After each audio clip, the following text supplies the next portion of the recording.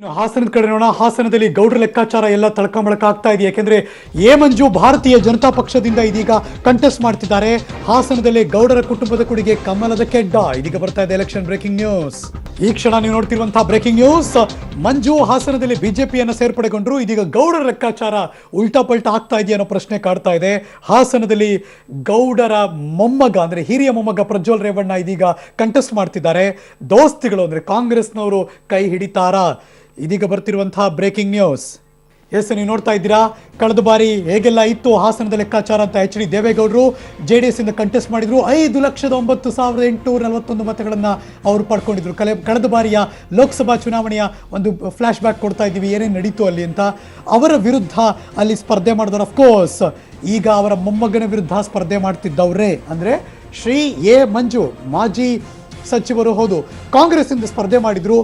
4,09,379 ಮತಗಳನ್ನು ಅವರು ಪಡ್ಕೊಂಡಿದ್ರು.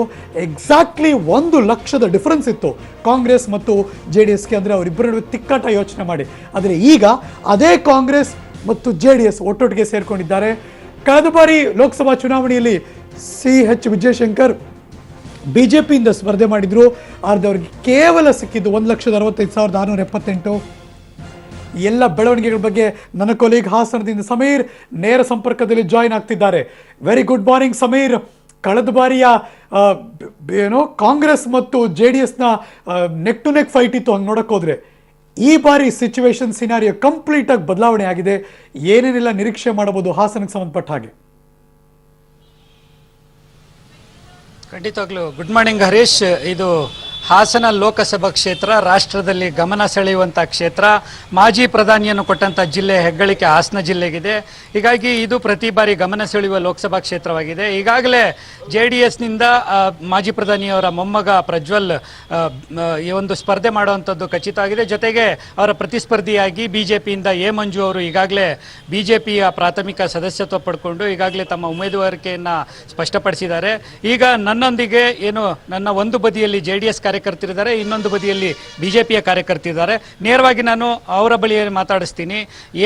ಇವತ್ತು ಈಗ ನೀವು ನೇರವಾಗಿ ನಾನು BJP ಅವರಿಗೆ ಮೊದಲನೇ ಪ್ರಶ್ನೆ ಕೇಳ್ತಾ ಇದ್ದೀನಿ. ನೀವು ಪ್ರಜ್ವಲ್ ಅವರಿಗೆ ಯಾಕೆ ಮತ ಹಾಕಬಾರ್ದು ಅಂತ ಹೇಳ್ತೀರಾ, ಅಥವಾ ನಿಮ್ಮ ಅಭ್ಯರ್ಥಿಗೆ ಯಾಕೆ ಮತ ಹಾಕಬೇಕು ಅಂತ ಹೇಳ್ತೀರಾ? ಕೇಂದ್ರ ಸರ್ಕಾರದ ನರೇಂದ್ರ ಮೋದಿಯವರ 5 ವರ್ಷದ ಭ್ರಷ್ಟಾಚಾರ ರಹಿತ ಏನು ಆಡಳಿತ ಇದೆ, ಹಾಗೆ ಮೊನ್ನೆ ನಡೆದಂಥ ಪುಲ್ವಾಮಾದಲ್ಲಿ 40 ಜನ ಸೈನಿಕರನ್ನ ಹತರಾದರು, ಅದಕ್ಕೆ ಪ್ರತೀಕಾರನ ತೀರಿಸಿಕೊಂಡ್ರು. 1971 ನಂತರ ಭಾರತ ಮೊದಲನೇ ಬಾರಿಗೆ LOCಯನ್ನು ಕ್ರಾಸ್ ಮಾಡಿ ಪಾಕಿಸ್ತಾನದ ಉಗ್ರರನ್ನ ಸದೆ ಹೊಡೆದಿದೆ. ಹಾಗಾಗಿ ಈ 5 ವರ್ಷದಲ್ಲಿ ನರೇಂದ್ರ ಮೋದಿಗಳು ಮಾಡಿರೋಂಥ ಸಾಧನೆಗಳನ್ನ ನಾವು ಇಟ್ಕೊಂಡು ಇವತ್ತು ಹಾಸನ ಜನತೆಗೆ ಹೋಗಿ ಅವ್ರಿಗೆ ಮತ ಯಾಚನೆ ಮಾಡ್ತೀವಿ. ನಾವು ಮೋದಿಯ ಒಂದು ನರೇಂದ್ರ ಮೋದಿ ಅವರ ಮುಖ ಅವರ ಒಂದು ಇದನ್ನ ಮತವಾಗಿ ಪರಿವರ್ತನೆ ಮಾಡ್ತೀವಿ. ಯಾರು ಅಭ್ಯರ್ಥಿ ಆಗ್ತಾರಲ್ಲ ಸರ್? ಹಾಸನ ಲೋಕಸಭಾ ಕ್ಷೇತ್ರದಲ್ಲಿ ಜನ ಪ್ರಮುಖವಾಗಿ ನೋಡ್ತಾ ಇರುವಂಥದ್ದು ಅಭಿವೃದ್ಧಿ. ಈ ಜಿಲ್ಲೆನಲ್ಲಿ ಆಡಳಿತ ಮಾಡಿದಂಥ ದೇವೇಗೌಡರು ಇರ್ಬೋದು, ಅಥವಾ ಕುಮಾರಸ್ವಾಮಿ ಅವರು ಇರ್ಬೋದು, ಅಥವಾ ರೇವಣ್ಣ ಅವರು ಇರ್ಬೋದು, ಇವರೆಲ್ಲರೂ ಕೂಡ ಹಾಸನ ಜಿಲ್ಲೆಯ ಪ್ರಗತಿಗೆ ಮತ್ತು ಅಭಿವೃದ್ಧಿಗೆ ಹೆಚ್ಚಿನ ಪ್ರಾಶಸ್ತ್ಯವನ್ನು ಕೊಟ್ಟಿದ್ದಾರೆ. BJP ಅವರಿಗೆ ಬೇರೆ ಯಾವುದೂ ಅಭಿವೃದ್ಧಿ ಅಂತ ಹೇಳ್ಕೊಳ್ಳುವಂಥದ್ದು ಈ ಜಿಲ್ಲೆಗೆ ಸಂಬಂಧಪಟ್ಟಂಗೆ ಯಾವುದೂ ಇಲ್ಲ. ಬರೀ ಕೇಂದ್ರ ಸರ್ಕಾರದ ಸರ್ಜಿಕಲ್ ಸ್ಟ್ರೈಕ್ ಒಂದನ್ನೇ ಇದು ಮಾಡ್ತಾರೆ. ಆದರೆ ಯಾರೇ ಪ್ರಧಾನಮಂತ್ರಿ ಸ್ಥಾನದಲ್ಲಿದ್ರು ಕೂಡ ಕೆಲಸ ಮಾಡೇ ಮಾಡ್ತಾರೆ. ಹಿಂದೆಲ್ಲ ಹಾಗಾದರೆ ಹಿಂದಿದ್ದಂಥ ಪ್ರಧಾನಮಂತ್ರಿಗಳು ಗಡಿಯಲ್ಲಿ ಸೈನಿಕರನ್ನ ಆಯೋಜನೆ ಮಾಡಿರಲಿಲ್ವಾ, ಶತ್ರು ರಾಷ್ಟ್ರಗಳನ್ನ ಹಿಮ್ಮೆಟ್ಟಿಸಿರ್ಲಿಲ್ವಾ? ಹಾಗಾಗಿ ಎಲ್ಲರೂ ಕೂಡ ಕೆಲಸವನ್ನು ಮಾಡೇ ಮಾಡ್ತಾರೆ. ಆದರೆ ವಿಶೇಷವಾಗಿ BJP ಅವರದು ಒಂದೇ ಅಂಶವನ್ನು ಮುಂದಿಟ್ಕೊಂಡು ಜನರ ಮುಂದೆ ಹೋಗ್ತಾ ಇದ್ದಾರೆ. ಜನರು ಕೇಳುವಂಥದ್ದು ಅಭಿವೃದ್ಧಿ. ಇವತ್ತು ಹಾಸನ ಜಿಲ್ಲೆ ಅಭಿವೃದ್ಧಿ ಆಗಲಿಕ್ಕೆ ದೇವೇಗೌಡರು, ಕುಮಾರಸ್ವಾಮಿ ಅವರು ಪ್ರಮುಖವಾದಂಥ ಕಾರಣ. ಹಾಗಾಗಿ ಹಾಸನ ಜಿಲ್ಲೆಯಲ್ಲಿ ಪ್ರಜ್ವಲ್ ರೇವಣ್ಣ ಅವರಿಗೆ ಖಂಡಿತವಾಗೂ ಮತ ಹಾಕ್ತಾರೆ.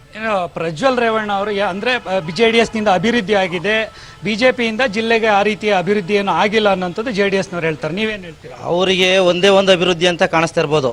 ಅವರು ನಮ್ಮಲ್ಲಿರ್ತಕ್ಕಂಥ ಪ್ರಣಾಳಿಕೆಗಳು ನೋಡಲಿ, ನಮ್ಮ ಕೇಂದ್ರ ಸರ್ಕಾರ ನೀಡಿರ್ತಕ್ಕಂಥ ಪ್ರಣಾಳಿಕೆಗಳಲ್ಲಿ ಅವರು 2 ದಿವಸ ಸ್ಟಡಿ ಮಾಡಬೇಕಾಗುತ್ತೆ. ಇವ್ರು ಏನು ಹೇಳಿದ್ದಾರೆ ಈಗ, ಒಂದೇ ಒಂದು ಅಂತ ಹೇಳಿದ್ರಲ್ಲ ಅಭಿವೃದ್ಧಿದು, ಸರ್ಜಿಕಲ್ ಸ್ಟ್ರೈಕ್ ಒಂದೇ ಅಲ್ಲ, ಅಂಥವನ್ನ ಸಾವಿರಾರು ಅಭಿವೃದ್ಧಿ ಕೆಲಸನ ಮಾಡಿದ್ದಾರೆ. ಇವತ್ತು ನರೇಂದ್ರ ಮೋದಿ ಅವರ ಬಗ್ಗೆ ಇದಕ್ಕೆ ಉತ್ತರವಾಗಿ ನೀವೇನು ಹೇಳ್ತೀರಾ? ಈಗ ಪ್ರಣಾಳಿಕೆಯಲ್ಲಿ ಎಲ್ಲರೂ ಕೊಡ್ತಾರೆ, ಸಾವಿರಾರು ಕೊಟ್ಟಿದ್ದಾರೆ. ಎಲ್ಲ ಪ್ರಣಾಳಿಕೆನೂ ಅವ್ರು ಹೇಳಿದ್ದು ಯಾವುದು ಫುಲ್ಫಿಲ್ ಆಗಿಲ್ಲ. ಅದ್ರ ಬಗ್ಗೆ ಬಿಡಿ. ಈಗ ಹಾಸನದಲ್ಲಿ ನಾನು ಒಂದು ಸಿಂಪಲ್ ಹೇಳ್ತೀನಿ, ಎ ಮಂಜು ಅವರು ಭಾರಿ ಸುಸಂಸ್ಕೃತ ಪಕ್ಷ ಅಲ್ವಾ. ಮನೋಹರ್ ಪಾರಿಕರ್ ಎಂಥ ವ್ಯಕ್ತಿ ಅಂತ ಎಲ್ರಿಗೂ ಗೊತ್ತು, ಇಡೀ ದೇಶಕ್ಕೆ. ಬಿಜೆಪಿ ಅವರಿಗೂ ಅದ್ರ ಬಗ್ಗೆ ಗೌರವ ಇದೆ, ನಮಗೂ ಗೌರವ ಇದೆ. ಥ್ಯಾಂಕ್ ಯು ಈ ಕ್ಷಣದ ಎಲ್ಲ ಮಾಹಿತಿಗಾಗಿ.